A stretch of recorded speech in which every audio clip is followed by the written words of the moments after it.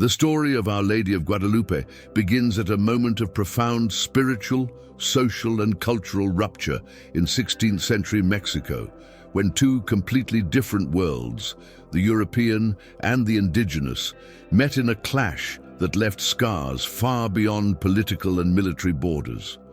The native peoples, marked by the destruction of Tenochtitlan and the fall of the Aztec Empire, bore not only material losses, but also a deep existential crisis, for their temples had been torn down, their beliefs questioned, and their way of life dismantled.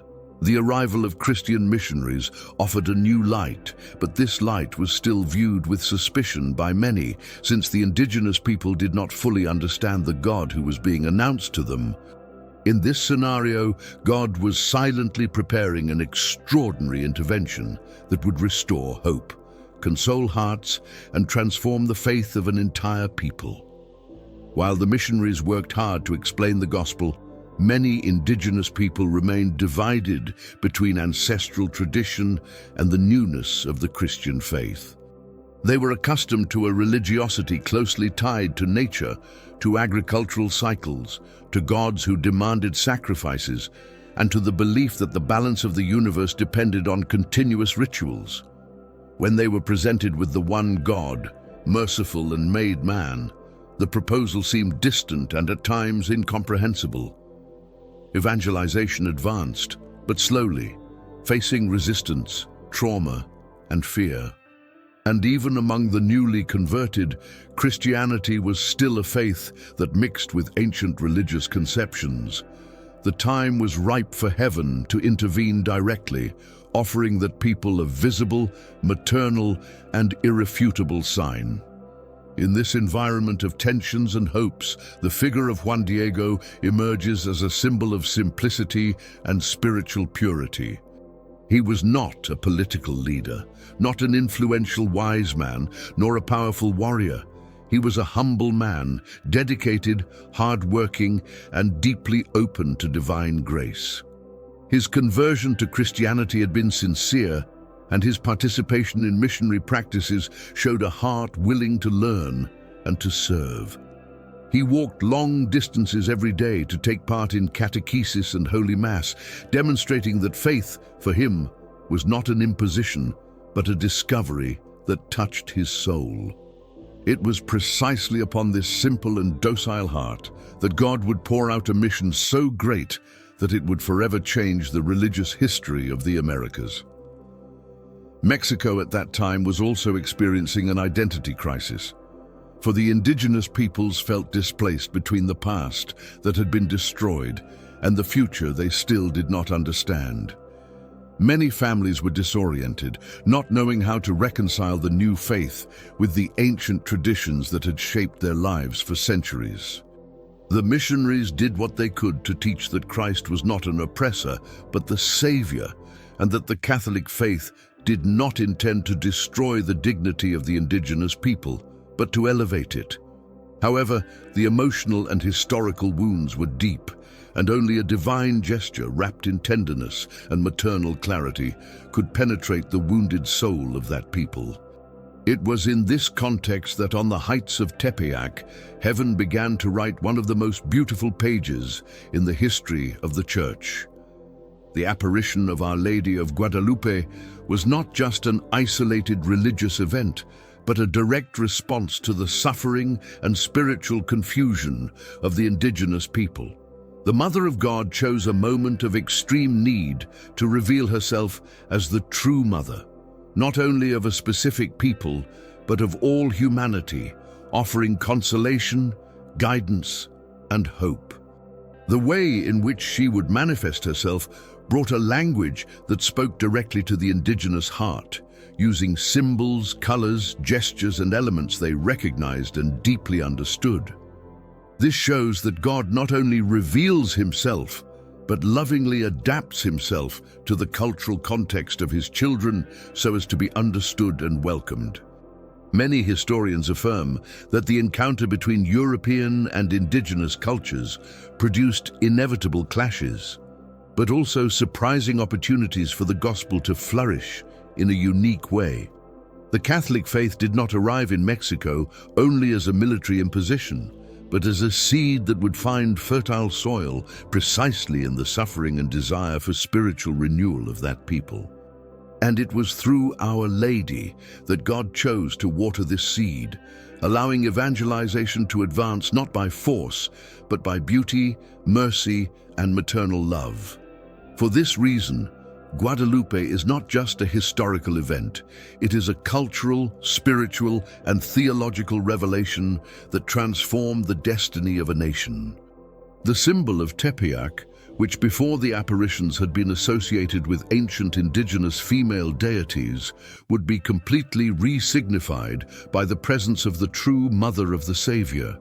The Virgin does not reject the history of that place, but purifies it, elevating the ancient spiritual quest of the people and leading them to the true God.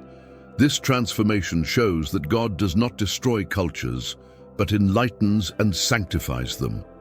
For the indigenous people, this represented an enormous gesture of acceptance, for they realized that the Christian God had not come to erase their identity, but to complete it with an absolute and eternal love. The choice of Juan Diego as divine messenger also reinforces God's preferential option for the small and humble. He did not choose a powerful, influential, or learned man, but a simple son of the people, someone who embodied the pains and hopes of an entire nation. This choice showed that the message was not intended for a privileged elite, but for everyone, especially the poor, the oppressed, and those wounded by history. By exalting Juan Diego, Our Lady symbolically exalted the entire indigenous people, offering them dignity and showing that God saw each one of them with infinite love. The period preceding the apparitions also reveals a missionary church under construction, made up of fervent priests who nevertheless faced almost impossible challenges. Many of them had left their homelands, faced dangerous journeys, and renounced everything to bring the gospel to the New World. However, even with all their efforts, evangelization did not seem to advance with the desired depth. When Our Lady appears, she comes not only to console the indigenous people, but also to strengthen and encourage the missionaries, showing that their work was not in vain. She appears as Mother of the Church, sustaining her children in ministry and drawing hearts to her Son Jesus. The apparition of Guadalupe would therefore become a watershed, not only for the evangelization of Mexico, but for the entire history of the Church in the Americas. From that moment on, the Catholic faith would gain new strength, new impetus, and a new cultural sensitivity. Guadalupe would become the meeting point of peoples, cultures, and traditions, revealing that God writes his love story using human events, even the most painful, to accomplish his work of salvation. The historical and spiritual context of 16th century Mexico was not a mere coincidence, but a divine preparation for an event that would forever mark the religious identity of an entire continent. On the cold morning of December 9th, 1531, Juan Diego was walking toward the place where he would take part in catechesis and Holy Mass, crossing paths he knew well and which ran along Mount Tepeyac. It was a day like so many others, marked by the simple and devout routine of a man who sought to live his faith with sincerity. However, something completely extraordinary was about to happen, something that would not only change his life, but also the spiritual destiny of millions. That dawn, wrapped in a gentle silence and in a special light that seemed to spring from creation itself, would be the setting chosen by God to begin one of the most impressive events in the history of the Catholic Church on the American continent. As he walked, Juan Diego heard a mysterious song that seemed to come from the top of the hill, a song so soft, so harmonious, and so beautiful that it surpassed any human melody he had ever heard. He later described that it seemed like the singing of countless birds, but with a heavenly harmony that touched the soul in an inexplicable way. Intrigued and drawn by that music, he left the path to climb Tepeyac, and discover the origin of that sound that seemed to come from heaven itself. With each step, the singing intensified, filling his heart with peace and a joy he could not explain, as if all of nature were being transformed before his eyes. When he reached the top, Juan Diego saw something he could never have imagined. An intense yet gentle light surrounded a female figure who radiated beauty, peace, and majesty. She was encircled by a golden radiance that recalled the sun, yet did not blind. On the contrary, it illuminated the heart of that humble man with an indescribable tenderness. The woman who presented herself before him was not a pagan deity, nor a symbolic figure, but the very Mother of God. Juan Diego immediately felt that he was in the presence of something sacred, something that surpassed all human understanding. He drew closer in fear, but also with a deep trust that arose spontaneously in his soul. The Virgin Mary then addressed him with words that resounded like the purest consolation, calling him by name and treating him as a beloved son. She spoke in the indigenous Nahuatl language, showing that she had come to speak to the heart of her people in a way that was accessible, understandable, and profoundly respectful. This, in itself, was already a gesture of immense divine delicacy, for it revealed that God did not wish to impose a foreign faith, but to converse with the spiritual and cultural reality of that people. Mary's words were gentle, maternal, and at the same time firm, demonstrating that she came with a clear and divine mission. She asked Juan Diego to convey to the bishop the desire that a church be built in that place so that her children might receive consolation, graces, and love. Faced with that request, Juan Diego felt honored but also profoundly small before the greatness of the mission entrusted to him.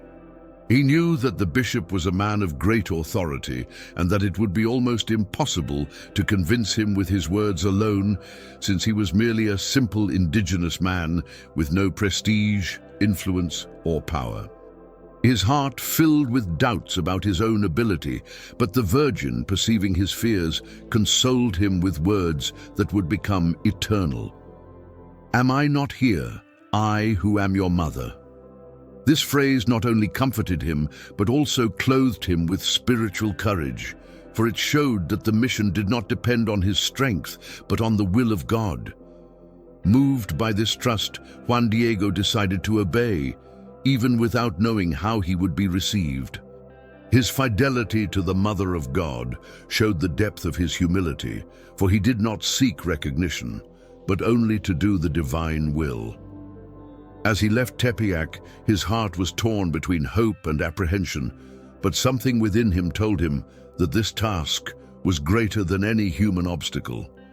He descended the hill quickly, still carrying in his heart the echo of the Virgin's words and the radiance of her heavenly presence. His life would never be the same again, for he had become the messenger of a divine plan that would transform Mexico forever.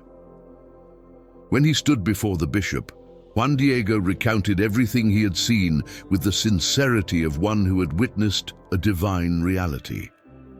However, as was to be expected, his words were received with caution. Bishop Zumárraga did not doubt the good intention of the indigenous man, but he knew that such claims required rigorous discernment. He asked for time to reflect and for clearer instructions, leaving Juan Diego in a state of uncertainty. The humble messenger returned sadly to Tepeyac, feeling that he had failed in his mission. However, like every mother, Mary would not leave him helpless and would appear again to strengthen his faith and reaffirm her request with even deeper love. When he met her again, Juan Diego expressed his concern and doubt, confessing that perhaps it would be better if the Virgin chose someone more influential, someone with authority to be believed immediately. However, the Mother of God, with infinite gentleness, reaffirmed her choice, explaining that it was precisely his simplicity and humility that made his mission so precious in heaven's eyes. She insisted that he return to the bishop and deliver her message once more. Juan Diego, moved by this divine trust, accepted and once again set out to fulfill the Virgin's request. Juan Diego's second attempt before the bishop also did not bring immediate results, but it did awaken greater interest and prudence in the ecclesiastical authority. The bishop asked for a sign, something concrete, that would confirm that this message indeed came from the Mother of God. Juan Diego returned to Tepeyac and reported the request. The Virgin then promised that she would give him a sign the next day, a sign so clear that it would leave no doubt about the divine origin of the message. This promise filled Juan Diego's heart with renewed hope, for it showed that God was acting with patience, accompanying each step of that process with divine perfection. While he waited for the moment when he would receive the sign, Juan Diego continued to live his humble daily life. But his heart was already deeply transformed by the presence of the Mother of God.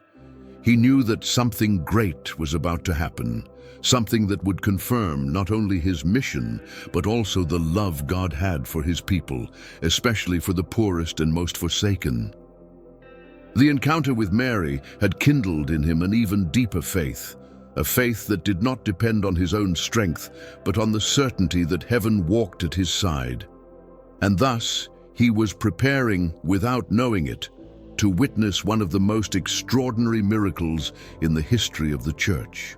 At dawn on December 12, 1531, Juan Diego awoke with an uneasy heart, for he knew that this would be the day on which Our Lady would fulfill her promise to give him the sign requested by the bishop. However, he was surprised by an anguishing situation. His uncle, Juan Bernardino, whom he loved deeply, was gravely ill at the point of death. The pain of seeing his dear relative suffering made Juan Diego focus entirely on seeking spiritual help for him. Although his mission with Our Lady was sacred, the urgency of his uncle's illness seemed to demand his immediate attention. He decided to look for a priest to administer the sacraments to the dying man, believing that saving his soul was, at that moment, the absolute priority. So as not to delay help for his uncle and fearing to disappoint the Virgin by not going directly to the meeting scheduled at Tepeyac, Juan Diego took an alternate route, believing that by doing so he would avoid the apparition at that moment. His gesture did not reveal a lack of faith, but only the anguish of a man torn between two sacred responsibilities: the mission received from heaven and the duty to care for his family in a situation of extreme urgency. However, the Mother of God, who sees all things with a tender gaze, intercepted him along the way, appearing to him unexpectedly, yet always serene and compassionate.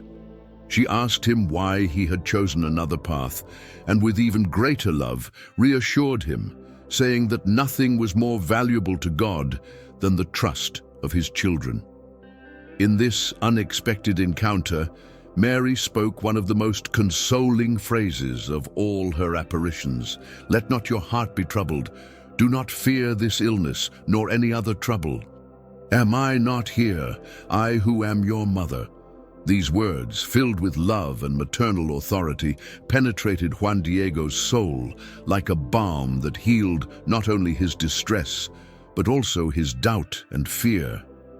The Virgin assured him that his uncle had already been healed at that very moment, and that he should not worry, for God had heard his plea. This silent miracle was the prelude to an even greater sign, a visible manifestation that would forever mark the heart of the Church. After comforting him, Our Lady asked Juan Diego to climb to the top of Tepeyac and pick flowers, something apparently impossible since it was the cold of winter and the rocky soil of that hill did not produce even ordinary vegetation at that time of year.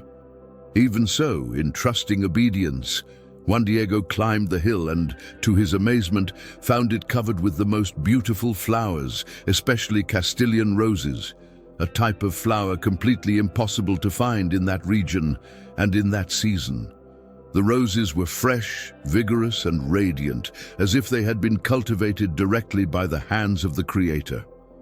On seeing that miracle, Juan Diego understood that he was before a divine intervention that surpassed all natural logic.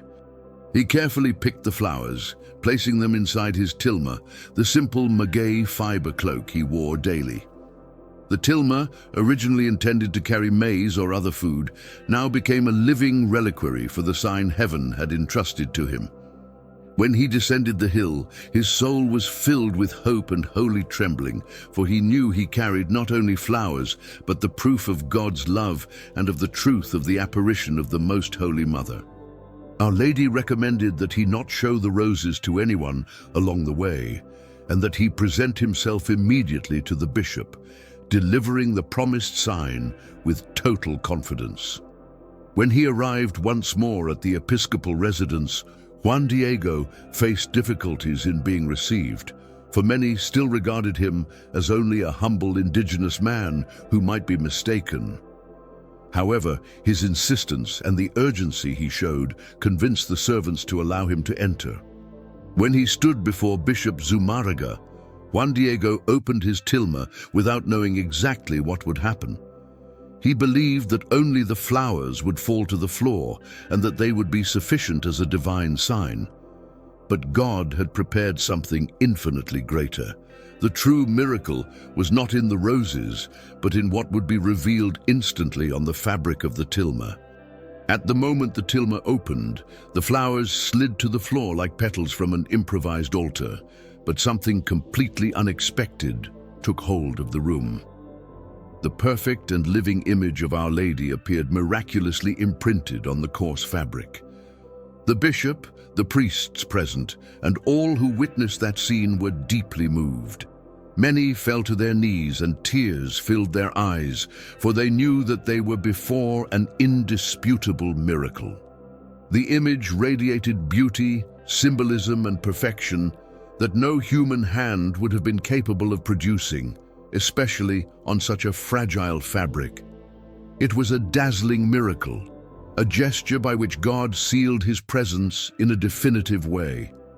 The bishop's reaction was immediate. He recognized the divine origin of the miracle and asked Juan Diego's forgiveness for any previous distrust. He reverently took the tilma and placed it in his private chapel for veneration. From that moment on, there was no longer any doubt that Mary had truly appeared at Tepeyac. It was the sign he had requested, but God had granted it in an even more magnificent way than he had imagined. The tilma would become, from then on, one of the greatest treasures of the Catholic Church, preserved for centuries and displayed to millions of pilgrims, remaining intact for almost 500 years, even under conditions that should have completely destroyed its structure. After the miracle, the bishop accompanied Juan Diego to Tepeyac to verify the place of the apparition, demonstrating humility and a willingness to follow the divine will. When they arrived, they encountered the scene described by Juan Diego and felt deep emotion in realizing that God had chosen that simple and sacred ground to pour out so many graces. The bishop then immediately ordered the construction of the temple requested by the Virgin Mary, promising to dedicate that space entirely to the devotion of the Mother of God. The news spread quickly through the village, and, in a short time, thousands of indigenous people and settlers began visiting the site, moved not only by curiosity, but by a living faith awakened by the miracle. Meanwhile, Juan Diego returned to his home and found his uncle completely healed, just as Our Lady had promised. More than that, Juan Bernardino himself stated that the Virgin had appeared to him and revealed her name, saying that she wished to be called Saint Mary of Guadalupe. This testimony further reinforced the truth of the apparitions and showed that God had worked not one single miracle, but several simultaneous signs to touch deeply the heart of that people. The instant healing of the uncle was the final embrace of a mother who cares for every detail and who always acts with infinite delicacy. With the sign revealed and the miracle confirmed, Mexico witnessed the beginning of a spiritual revolution. The image imprinted on the tilma was not just a religious symbol, it was a true visual catechism filled with meanings capable of speaking directly to indigenous culture. Evangelization, which had previously advanced with difficulty, would now become an abundant river of conversions and spiritual healings. The presence of Our Lady of Guadalupe would forever mark the faith of an entire continent, revealing to the world that God's love is capable of transforming historical wounds into fountains of hope and renewal. The image miraculously imprinted on Juan Diego's tilma is not just a beautiful or moving portrait, it is a true visual code in which every detail conveys a profound spiritual message intended for the indigenous people, the missionaries, and the universal church. Before a population accustomed to learning by means of symbols, colors, and images, God chose to communicate himself perfectly through an iconography that spoke directly to the heart of that people. From the radiance that surrounds the figure to the way she places her feet upon the moon, each element has such rich theological and cultural meaning that even today scholars are moved when contemplating its depth. The tilma thus became a silent catechism and a gospel woven into plant fibers meant to convert souls without the need for words. The first aspect that draws attention in the image is the radiant light that surrounds Mary, as if she were enveloped by the sun itself. For the indigenous peoples, the sun was considered the supreme symbol of divinity, and by surrounding Mary with this luminosity, God revealed that she was above all the spiritual figures they knew. However, the Virgin does not appear as an object of adoration, but as the one who bears within herself a light that is not her own, but comes from the true God. The light that surrounds her indicates that she participates in divine glory, but remains distinct from the Creator. Thus, the gospel was communicated in a subtle yet powerful way. Mary did not replace God, but pointed to him. Another deeply significant detail is the black moon beneath her feet. For the Mesoamerican peoples, the moon represented spiritual forces associated with the night, chaos, and gods that demanded human sacrifices. By placing the Virgin standing upon the moon, God reveals that all the old fears, superstitions, and pagan deities have been overcome by divine power. The message is clear: the Christian faith does not destroy indigenous culture, but frees it from what was oppressive within it. At the same time, the position of Mary recalls the biblical verses from the book of Revelation, where a woman clothed with the sun has the moon under her feet.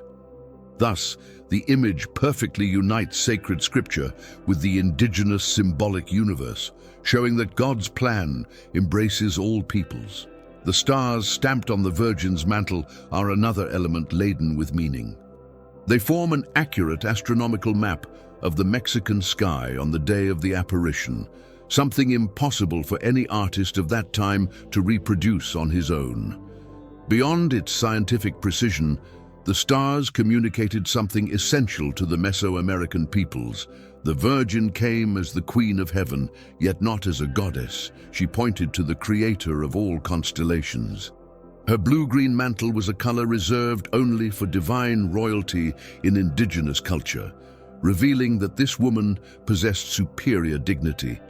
But her gaze, directed downward, expressed humility and closeness.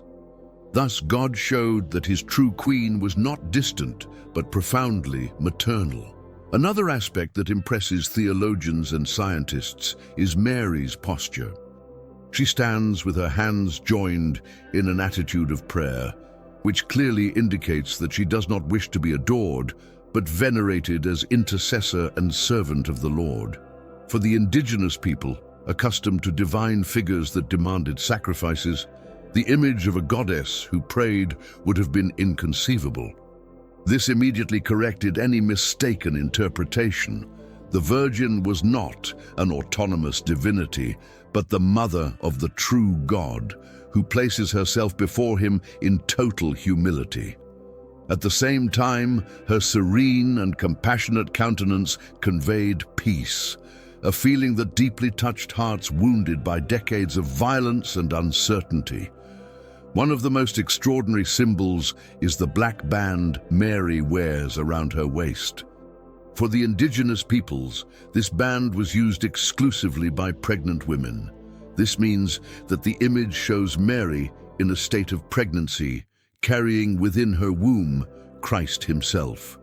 This detail, so simple and so powerful, communicated immediately that the Christian God was not distant or abstract, but a God who had decided to become incarnate and dwell among men. Mary's womb thus becomes the place where heaven and earth unite, where God assumes human flesh to save his people. For the indigenous people, who were living through a deep spiritual trauma, this revelation was a divine response to the desire for reconciliation and hope. Another impressive feature of the image is that the Virgin appears in motion, with one knee slightly bent as if she were walking. This symbolizes that she comes to meet her children, that she does not remain static but advances toward humanity with maternal zeal. For a population oppressed and without hope, this image of a mother who draws near, who walks alongside her people, was profoundly consoling.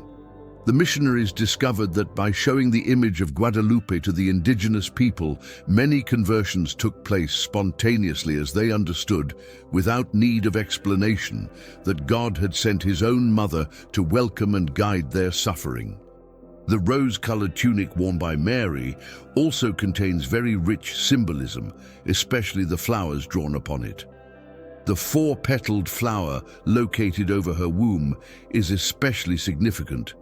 For the indigenous peoples, this symbol represented the center of the universe, the place where the supreme God dwelt. The fact that this flower is precisely situated over Mary's womb reveals that she carried the living God within herself. It was not just an artistic detail, but a perfect visual theology, capable of communicating the truth of the Incarnation with extraordinary clarity. This flower, called Nahui Olin, was the most sacred symbol for the pre-Columbian peoples, and seeing it in the image led many to recognize immediately the divine origin of the message. The color of the mantle, the expression of her eyes, the shape of her face, everything was composed in such a way as to reflect the mestizo identity of that people. The Virgin does not appear as a European woman, nor as a purely indigenous one. She appears as a woman with mixed features, symbolizing the possible union between settlers and natives, peoples who until then had lived in deep tension. Heaven showed that, in God's eyes, there were no insurmountable divisions. Our Lady of Guadalupe thus became mother of all, without distinction. Her image reconciled cultures, healed wounds, and showed that the Christian faith could be welcomed without erasing identities, but elevating them to the fullness of divine love. Finally, the very preservation of the image over almost 5 centuries is, in itself, a miracle. The maguey fabric should have disintegrated in less than 20 years, yet it remains intact to this day, resisting candle smoke, improper handling, an acid spill, and even an explosion that destroyed part of the basilica. None of this significantly affected the image. The eyes of the Virgin, when analyzed scientifically, present human reflections as if they were living eyes. The tilma is not only a sacred object, it is a permanent proof that God continues to act in history, and that the Virgin Mary remains alive, active, and maternal within the heart of the Church. After the miracle of the tilma, the news of the apparition of Our Lady of Guadalupe spread with surprising speed, reaching not only the indigenous peoples of the regions near Tepeyac, but also missionaries, settlers, and distant communities. The miraculous image began to be seen as a divine gift for a wounded and disoriented people, offering a concrete sign that God had not abandoned Mexico, but was surrounding it with special love. For centuries, historians and theologians analyzed this phenomenon and came to the conclusion that no missionary event in the entire history of the Church produced such abundant fruits in such a short time.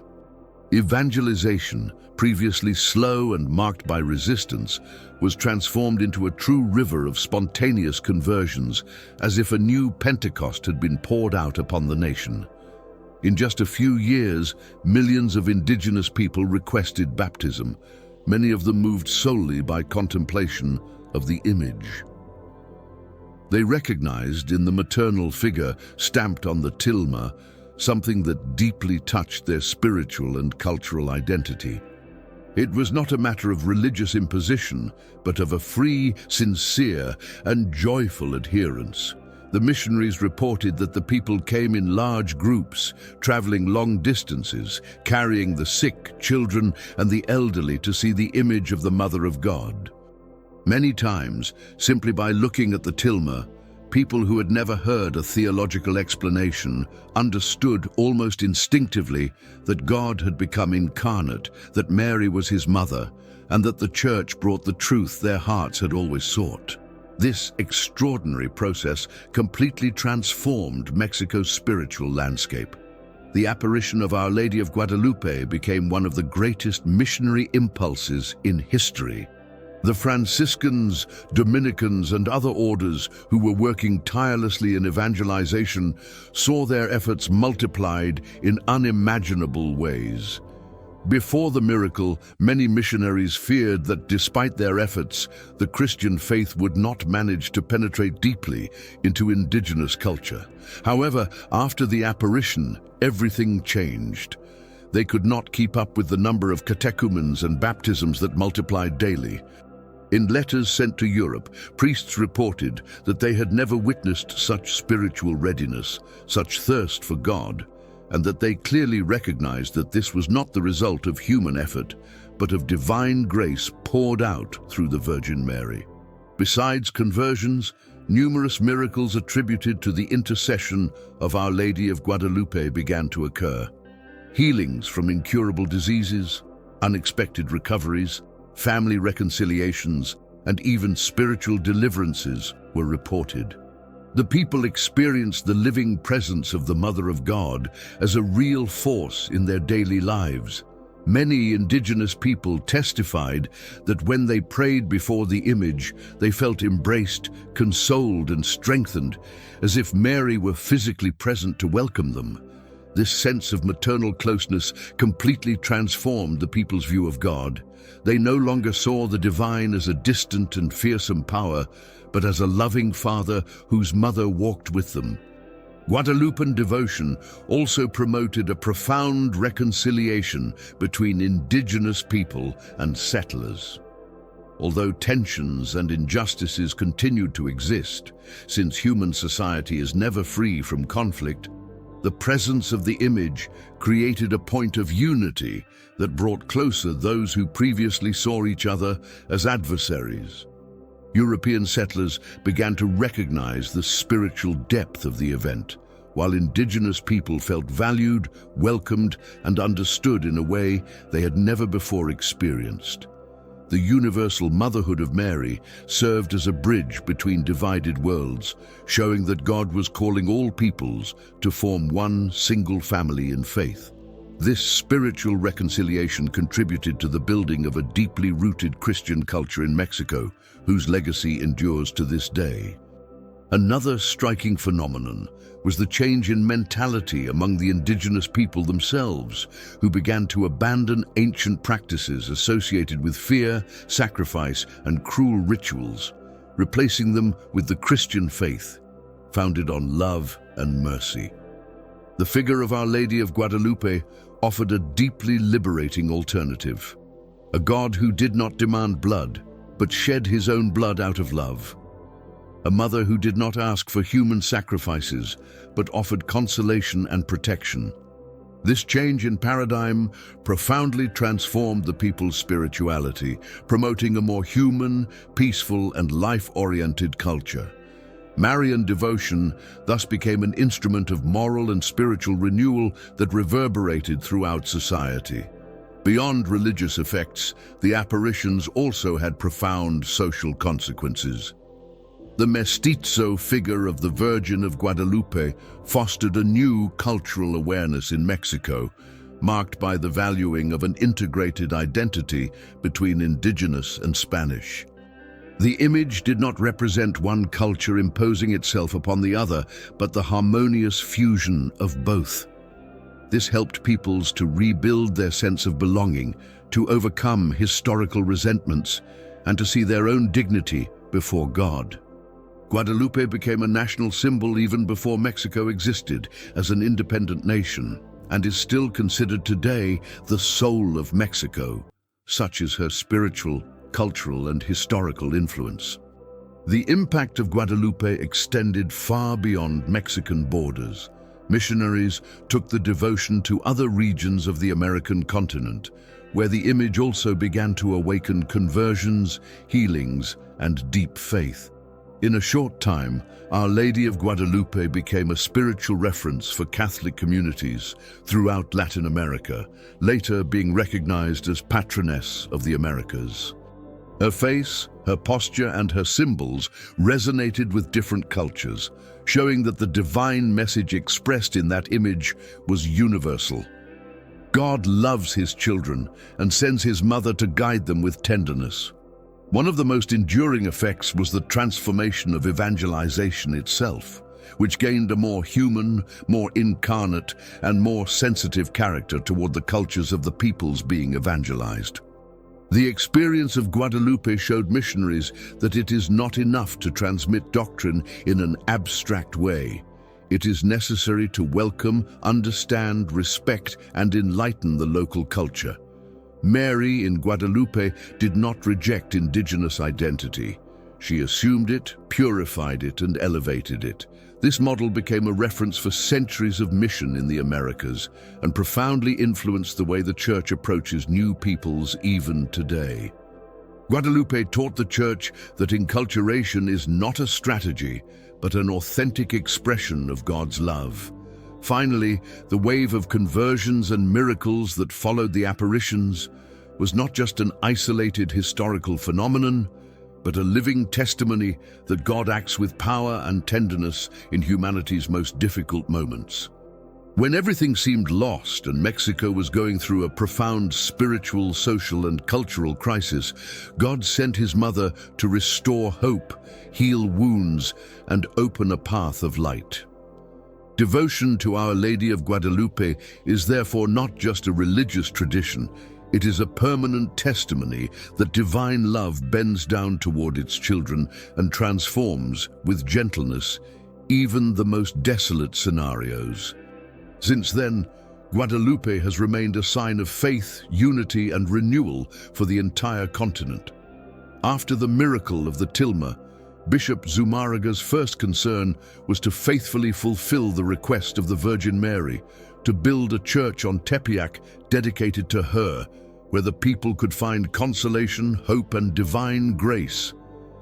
The choice of that location was not only symbolic, but providential, for Tepeyac had previously been associated with ancient indigenous female deities. By consecrating that space to the Mother of the true God, the Church was not carrying out cultural destruction, but spiritual purification, elevating the ancient religious desire of the indigenous people to a fuller and truer level.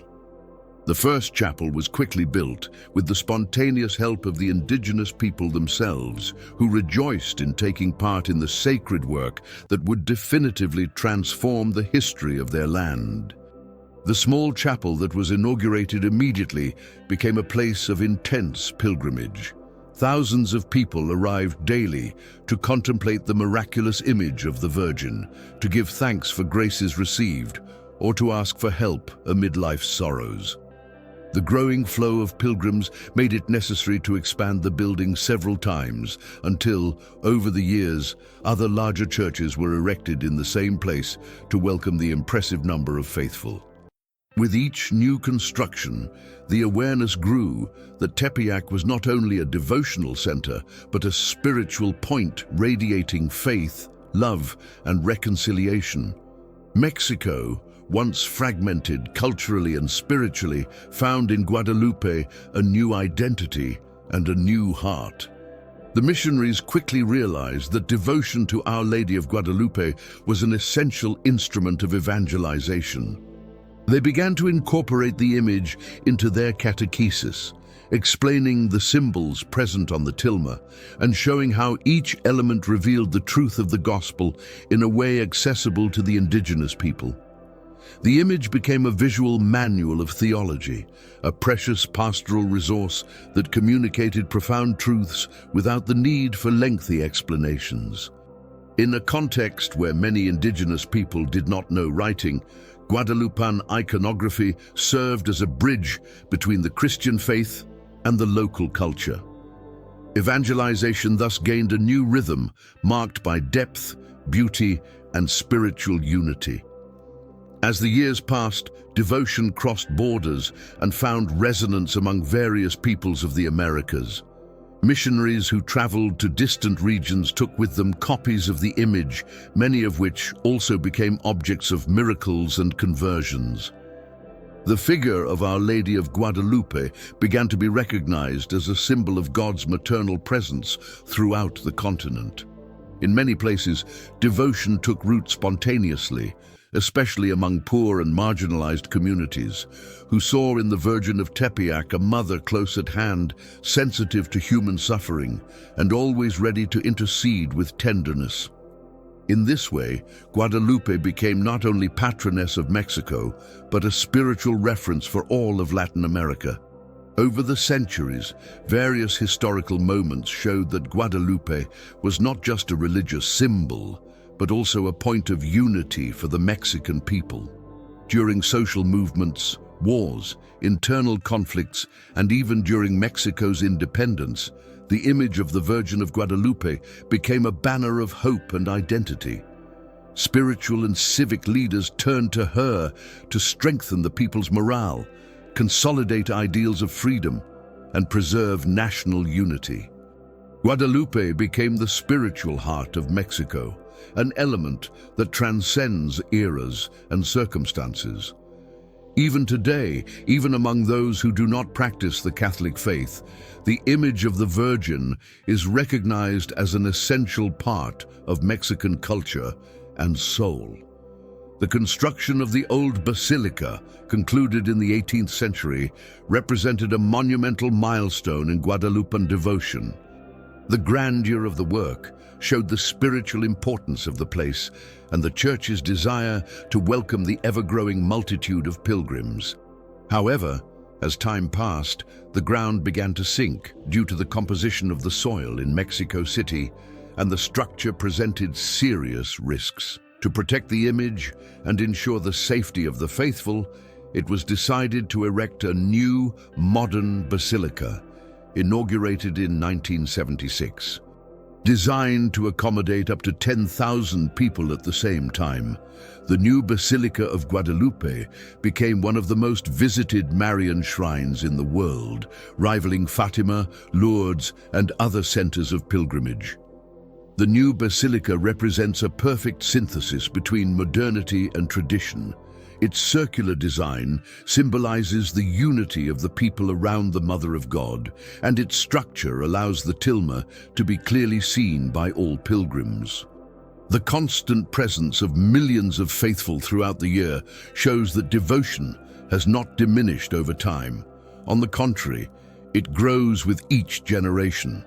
The basilica has become a place where the sacred and the everyday meet, where pilgrims of all ages, cultures, and languages come to ask for graces, to give thanks for miracles, to renew promises, and to experience the living presence of the Virgin Mary.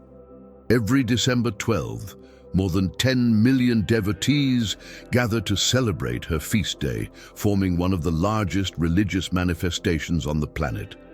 Guadalupan devotion has also spread throughout Europe, Asia, and Africa, especially through Mexican emigrant families who carried with them the faith and the image of the Mother of Tepeyac. In churches, chapels, and private homes around the world, copies of the image are venerated with deep love. This global expansion highlights the universal character of Guadalupe's message, which speaks to the heart of anyone who seeks consolation, protection, and hope. Mary appears in Guadalupe not as a distant figure, but as a mother who welcomes all peoples and walks with those who suffer, representing divine tenderness amid life's difficulties. Several popes in recent history have officially recognized the spiritual importance of Our Lady of Guadalupe. St. John Paul II, in particular, showed great love for her, visiting her shrine several times and proclaiming her patroness of the Americas and star of evangelization. He saw in Guadalupe a perfect example of how God uses local culture to convey his message, elevating and enlightening it with grace. Pope Benedict XVI and Pope Francis have also expressed deep devotion, reinforcing that the message of Tepeyac is current and necessary for the contemporary church, especially in caring for the poor, defending life, and promoting Christian hope. Finally, the expansion of Guadalupan devotion shows that Guadalupe does not belong only to Mexico, but to the entire world. Her message is universal. God draws near to the humble, heals historical wounds, renews cultures, and leads his children to true peace. The miraculous image of the Virgin continues to radiate grace, consolation, and faith to all those who place themselves under her mantle. Her presence on Tepeyac remains a light that never goes out, a permanent reminder that God's love is stronger than any pain, division, or darkness. From 1531 to the present day, Guadalupe continues to transform lives, renew hopes, and show that the Mother of Heaven remains attentive to each one of her children. The message of Our Lady of Guadalupe remains current, alive, and profoundly necessary in modern times. Although the apparitions took place almost 5 centuries ago, today's world faces spiritual, moral, and cultural challenges just as intense as those experienced by the indigenous people in the 16th century. Just as in that time, many people feel lost, wounded, disoriented, and far from God. Family crises, social conflicts, ideological confusion, and a growing sense of spiritual emptiness affect millions of hearts. It is in this scenario that the gentle voice of the Mother of Heaven resounds with renewed strength, saying to each soul, "Am I not here, I who am your mother?" These words, which saved Juan Diego from despair, continue to save multitudes who seek consolation, direction, and hope. Guadalupe also offers the contemporary world a profound reflection on human dignity and identity. The Virgin appears as a woman with mestizo features, embracing all peoples and overcoming racial, cultural, and social divisions. In a time marked by identity conflicts and hate speech, the image of Guadalupe reminds us that every human life has infinite value before God. She does not reject cultures, but welcomes them, purifies them, and elevates them. Her presence is an invitation to universal fraternity, to reconciliation, and to respect for the dignity of every person. The Mother of God presents herself as a bridge between worlds, offering the modern world the healing that only divine love can bring. The miraculous image also remains a powerful testimony in defense of life. The black band at her waist, an indigenous symbol of pregnancy, reveals Mary as Mother of the Incarnate God, bearer of life par excellence. In times when human life is so often despised, relativized, or discarded, Guadalupe silently proclaims the sacredness of every life from its conception. Millions of mothers turn to her, asking for strength, protection, and wisdom in the mission of generating, caring for, and educating their children. Guadalupe has thus become a symbol of hope for families, mothers, and children all over the world, a maternal presence that protects and inspires. The message of Guadalupe also resounds strongly in the face of the social and spiritual wounds of the American continent. Violence, inequality, corruption, and injustice are realities that still deeply mark many countries. The mother of Tepeyac appears as a light in the midst of darkness, calling her children to conversion, peace, and full trust in God. She does not ignore the suffering of peoples, but embraces it with tenderness and offers concrete paths of renewal, prayer, charity, forgiveness, and commitment to the truth.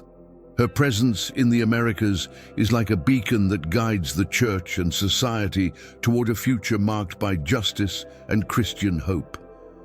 On a personal level, Guadalupe speaks to each heart as she spoke to Juan Diego, with gentleness, firmness, and unconditional love. She knows the intimate pains of her children, their anxieties, their fears, and their sins, yet she does not withdraw. On the contrary, she draws near to console, strengthen, and lead them to Christ.